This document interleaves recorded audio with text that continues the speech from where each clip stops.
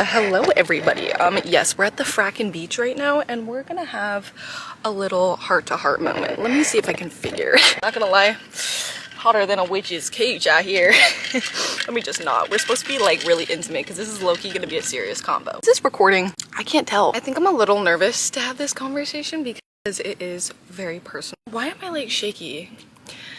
I think it's nervous because it relates to the conversation about like my dad. A lot of like who I am and the message I stand for and like everything that shaped me as a person is rooted in that. And I think that's why I'm nervous, because I know this is a big part of like who I've been crafted to be. The Mogman mentality and the independence, because I was not born this way. I was shaped into this person. A lot of it had to be shaped through pain, a lot of suffering. And I think some of the best things you have to work for come from pain and suffering, because you have to work your way to the other side. I am in a new season of my life of learning how to do things differently. My whole life has been grinding and forcing myself to be independent and see the other side and see that success and be disciplined and have structure and have routine. God is putting me in this season of life of enjoying life, and I'm having a really hard time doing that. What made me struggle so heavily with my depression was feeling like now I'm not worth anything if I can't give it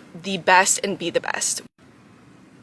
One of them was because I feel like my dad robbed me of like structure, and I forgive my dad. I resented my father because he stole any type of stability. He stole all the structure in my life when he left and then replaced it with pure chaos. Why I feel like it's still so hard for me to let go of this strict routine that I feel like I have to put myself through pain and misery to be able to function. I had to have such a strategic, strict routine to be where I am now that it's like I forget to actually enjoy life. I'm a very sensitive person.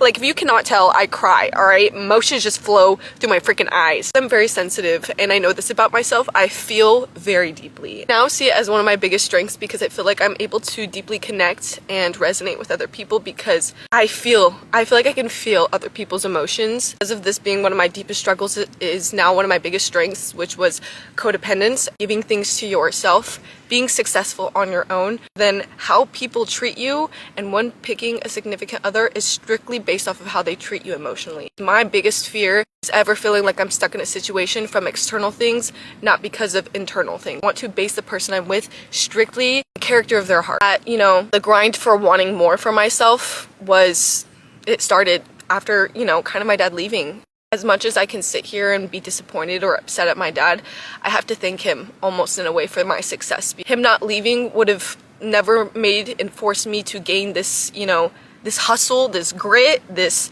strive for more. Never trade a single thing that I have ever gone through in this world for anything. It all had a purpose to put me in the place that I am now. Even though it hurt, that hurt is the exact reason why I get to smile on the beach, right?